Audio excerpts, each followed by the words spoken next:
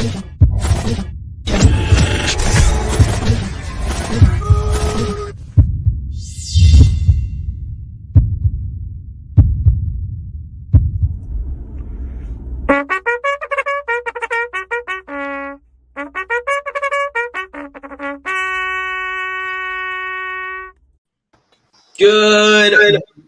Nudelberg Daily Huddle. We're back, baby. It's a Tuesday, ready to get after it and get tenacious on this Tuesday. Good morning, gentlemen. You know, it's kind of interesting because we haven't really had any kind of rhythm. It's been, kind of sporadic. You away, me away. This is the first 2 days in a row that we've been doing it. We're back in a rhythm. There's no doubt about it. We're back in a rhythm. Very good. I mean, yesterday was a phenomenal Monday. I love the dialogue in the morning, and I think about the stuff that we talk about in the huddle. It stays with me during the day and just frames a lot of my thinking. So, really, hopefully it does the same for everybody else in the huddle, and that's why they continue to show up here every day. I don't give a shit about anybody else. Love it. Good morning, Sean Flood, coming to us from the other side of the pond. I am very disappointed. I missed you, Sean. It was right in the middle of a hellacious week. And thank you to the weather and the planes. It was too late for me to make commitments. So to be continued. I'm sure we'll see him back down here soon and we'll be able to all get together because even as my life is starting to settle in a little bit, and, the key to settling in is really creating routine, right? Creating process. And I don't know, maybe I took it too far. You think? I don't think so. I think it's working. I think it's working really well because Jules is starting to fall into more of a sleep routine, but that's not by accident. For those of you who saw my post this morning, I shared the SOP that I wrote for not only us, but for our night nurse and for anybody else that is going to be handling Jules soon, because that routine is helping him develop his ability to put himself to sleep, which is giving us some reprieve. So it's nice. So I don't think that there's ever a time too early to start with process. But when you brought it up yesterday, I almost pissed on my pants. You wrote an SOP for his sleep habits. I'm like, so what? Let's go to wake up music. We'll come back. We'll talk about where we were yesterday when I brought that up. We'll talk about the benefits of that, and I will talk some more. Wake up, everybody! Get up! Get up! Get up! Get up! Wake up! Come on! Come on! Wake up, everybody! Teach a new way. What you have to say. Wake up, everybody. No more sleeping in bed. No more about to thinking. Time for thinking ahead. Come on now.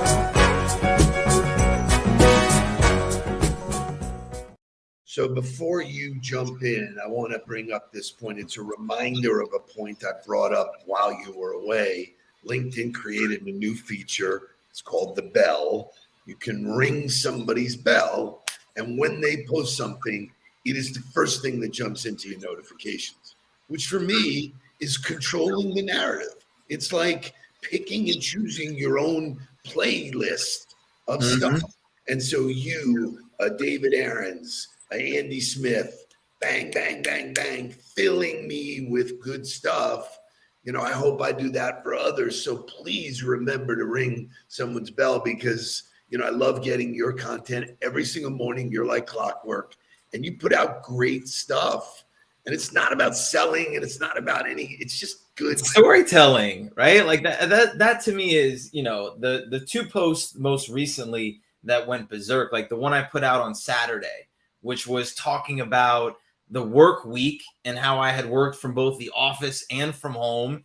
And while I had got a ton done with work, I was able to in between, grab Jules and hold him for a minute or change a diaper or do something as he was hitting that 3-week mark. That went berserk, right? It's still getting likes. It's almost at 1,000 likes. It's over 50,000 views. and I'm just talking about what's happening in my life right now. I'm not selling anybody my services. And I got a connection request. And, you know, I asked them why they asked me to connect, which, you know, when you get like 30 of them, it's like, oh, I got to send a message to every one of them. You know, it's like the process.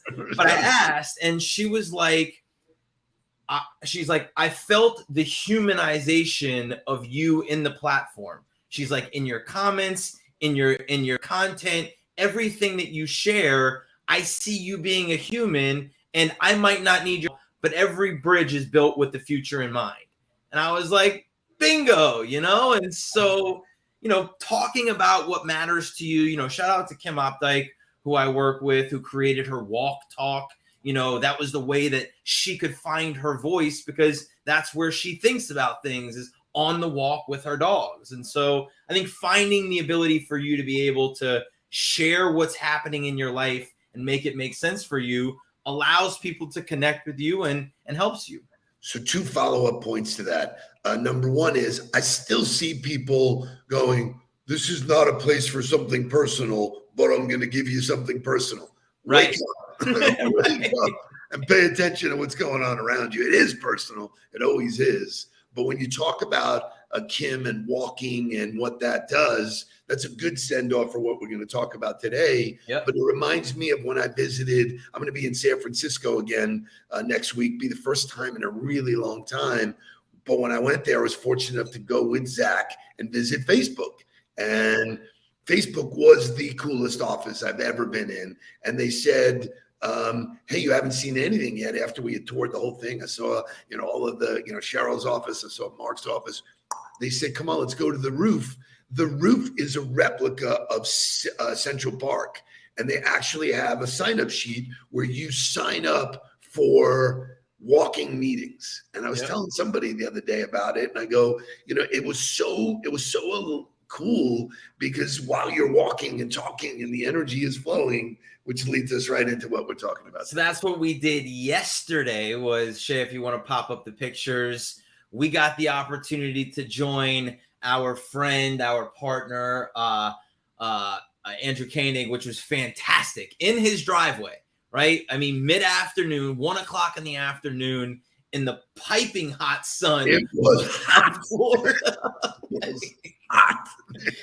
And he had his trainer show up there, and for an hour, we got to get after it in his driveway. Now, I don't know how much business got done during that workout, right? It's so funny, because when we were at the retreat, we were talking, and we had a business thing that we had set up time to speak on Monday, and we got to talking, and he says he does his workout every day from 1 to 2, and that gives him energy to go through the afternoon. I told him, I'm an early morning dude. I said, but I would try it. And then we shared it with you. And I first suggested that we could do our meeting during the workout, not knowing that his trainer is a sadomasochist who just crushed us, man. There was no break. There was no break. There was no, it was, you were getting after it the entire time. But what it did do was allow you to get into an environment with somebody that, even though I consider us friends, I think it took our relationship to another level, because you're pushing yourselves together. You're sweating and physically challenging yourself and mentally challenging yourself in something together. And that shared experience, right, is tribalism. That shared experience is what bonds are forged from. It's how teams are built. And so while we might have not talked business during that workout, it pushes the relationship that much further.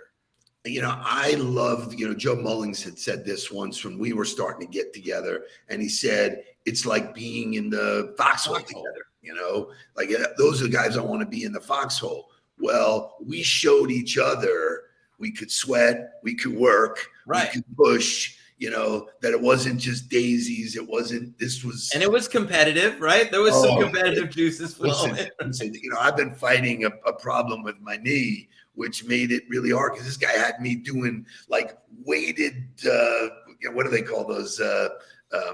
when I'm sitting on the ball squats, waiting, I was like, what are you doing? He goes, you got to hit the ball. And I'm like, I can't hit the ball. Lower. And then with the bar, he slips, we were doing curls, he slips weights on, but anyway, I just think it's a testament to, to your point about building camaraderie. And then when it was over, we accomplished something. We accomplished something together. He suggested, hey, I'm up for this once a month, which I'm up for. So I think we'll continue that. It's something to look forward to. That's 12 get-togethers. So when you're looking at things to do with people, it's not always breaking bread. It's not always happy hour. This was a really cool way to spend time. And by the way, I was able to stay up for the whole Heat game, no problem. I did have more energy. So that extra energy for the rest of the afternoon. So, I mean, that's one benefit to working out, obviously, is the burst of energy. But I think, walking into a meeting after that with him when we got to talk business, the creative juices were flowing. We were in a good headspace to be creative, talk about what was possible. And so, like, as you're thinking of ways to either connect with new business partners or new prospects or build, activities with you and your team, there's nothing better than a workout where you're able to break down some walls mentally, you're able to push yourselves physically and really build a bond together in trying to accomplish something as a group. We talk about the power of the mind.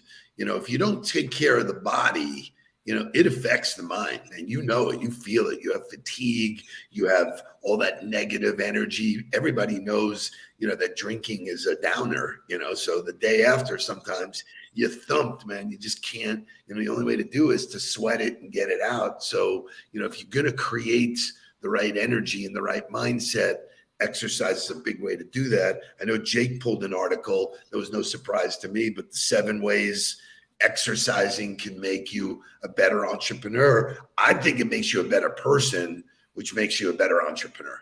1,000%. And one of those tidbits that it says is it helps you build your network. Like going to Roar Station for me, I've met tons of people there that maybe I'm not doing business with now. Maybe I'll never do business with, but maybe they're going to refer me to somebody. It grows your network in a way that's phenomenal.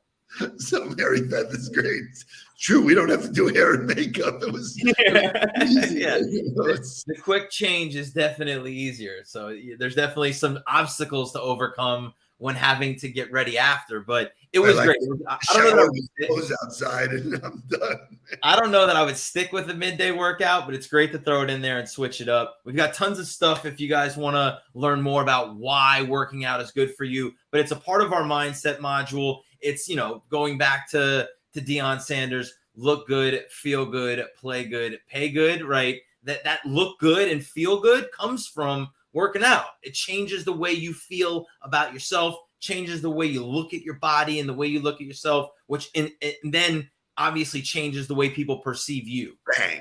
Thank you. I'm so glad you tied that in a bow. It changes the way people perceive you. The fact that we could do that with him is just a testament to how we operate. We are operating at maximum efficiency. So, he couldn't ask every vendor to do that, nor probably would he, nor would we. It was fun to take the relationship in a different way. And I think for those that go to a gym or looking for something to do with somebody new, to say, hey, do you work out? Do you run? I remember way back when I won a client where he said, I run on the beach every day. And I said, I'll come down to the beach one day and run with you. And, that time together was like the most telling. It was just really cool. I was like, wow, man, you run on the beach every day? Yeah, drive down there. Gary Soner wound up coming with us after a while. Andy Cagnetta used to come. So you just don't know. I think Scott Oglesby hits it right. It's a lifestyle. It's part of and your work fits into your work, your lifestyle. So, I think there was a quote that Jake had said something about it's an easy out. I don't know where I saw that, but anyway. It's an easy out? I didn't see that. It's not a workout. If you don't do it, it's an easy out. Oh, great. Yeah. So that's another thing is the discipline of it, right? And when you commit yourself to working out, and you start to build that routine into your life. It's another thing that you hold yourself accountable to that is built into that process. I talked about that when we were coming back, last week of, I'm not going to Roar Station right now. That doesn't mean I'm not working out in the morning. I figured out a way to run a couple miles, get push-ups in, do some band work in the backyard. That accountability to doing the work, no matter where the work is or how it gets done, whether it's 1 o'clock in the afternoon with somebody that you're doing business with, whether it's 5 o'clock in the morning when you're getting it done by yourself, you just hold yourself accountable to doing that, which and then unlocks all different kinds of barriers for you and other things, because you stop looking at things as obstacles. You just start looking at them as bumps in the road that you got to figure out a way to get over or around.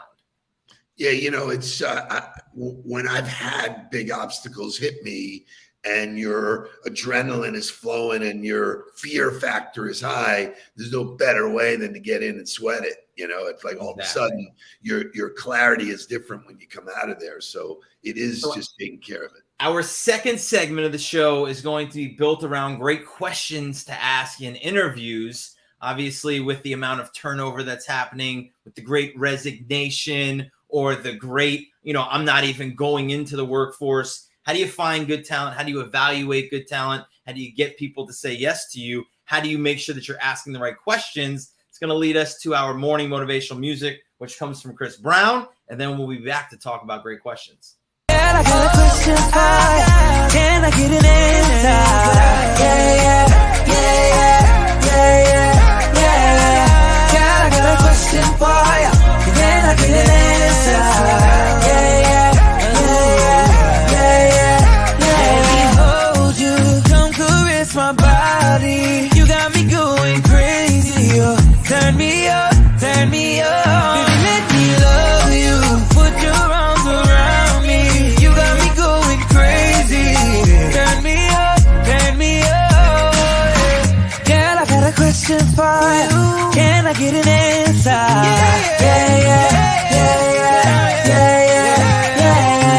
Girl, I got a question for you.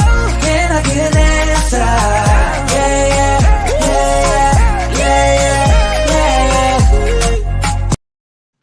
So it's interesting when I do the show, we get Taylor Dane when he does the show. So look, we bring in the content, bring in the entertainment a little bit more into the new millennium. And Chris Brown is insanely talented, great voice, great dancing, just awesome stuff. But that leads us to the next segment of the show is questions every manager should ask a potential employee. Now, the list is fine. I looked at it and it's all very task oriented, which I don't like. So what this list represents to me is uncovering how somebody deals with adversity, how somebody steps into something and creates process, or does the process overwhelm them? People don't really get to this. They stay up here in this fantasy world, and you don't really know unless you ask. So these are bow and arrow questions for me that do not replace, my favorite question is, what's your favorite ice cream? Yeah. I did, my podcast airs today with Lisa Bowman, who wrote a book called Huddle. Yeah. You got to see that. She was fantastic. It was a great interview, but I went through as an interview. I asked her a lot of questions. That question is very telling, because if somebody can't answer that with passion, none of this stuff matters to me. Sure, but then I think some of these questions get you to the intangibles of how somebody works. And I think that's where getting away from resume, getting away from school, getting away from work experience and looking at where they've been and what titles they have, you really want to figure out whether or not somebody can do the job. You got to form the questions around what the job is. And I think when you're thinking about having somebody be innovative within your organization, I love, and I stole this a little bit from Joe Mullings and some things that I learned from him, but one of his questions, which I've adapted to some of my own language, is tell me about an achievement in your life that took you overcoming adversity and sustaining some grit and perseverance in order to get there. I love that because now I'm opening the door to you. I don't give a shit if it's about work. I don't give a shit if it's about, training your dog. Tell me about something that mattered to you, an achievement that you feel was something important to you that you knew you worked your ass off for. And you should be able to tell me in depth about how you did that. That can give me great insight into who you are. So I love that. So some of these are like leading questions. And the first one talks about, tell me something that involved collaboration. Do you work well with others? In kindergarten, that was one of the things that, you were supposed to learn is work and play well, share, well, a lot of times in interviews, I can just feel the narcissist person across from me. Me, look at me, the opera, look at all that I created, I did. I can tell if somebody goes to collaboration where I lit my team on fire to produce this massive result, and I was the one who organized the collaboration or pushed it. So, when I look in words of interview, I want to understand how you play, and what you've done. So to your point, an achievement that caused you anxiety. I love that. One of these questions was, if you found extra time, what'd you do with it to become more efficient? Correct. What processes did you bring? Did you change? By the way, I wrote about this in my book, right? But that whoa, stop the presses. You have a book. This is a huge part of my story and how I got into coaching. Was I had came into the coaching world in this time where technology was merging with the industry for really the first time. And all of a sudden there was this ability to use the tools and software to decrease the amount of time spent to get the numbers, to get the statistics. You still had to do the work inputting the information, but you could then get the information at the snap of your fingers and you could sort it and watch it. And I was privileged, or I was fortunate to be in at that time and see the opportunity of, if we build some systems and some processes around this and make the work repeatable, I can really save time and do more. I was able to start grabbing more and more opportunity, which then allowed me to create value for myself in the organization, which got me a job. I was doing that work for free. I was earning my way into the organization by learning what was going on, identifying where gaps were, helping build systems and processes and bring ideas that I thought would help us be better. And when they did, said, okay, what else can I do? Who else can I build some value with? And then that's what led to me getting a full-time job and having a career in that profession. But it all stems back to these questions of, how did you identify a problem and what did you do about it once you identified it? Right. I think, that shows, a lot about your ability to create and manage change, which, listen, we're living in that world. All of the resumes that I looked at said I was responsible for 150% growth. I'm like, right. Then why'd you get fired, man? Like, I ran next to the president every day.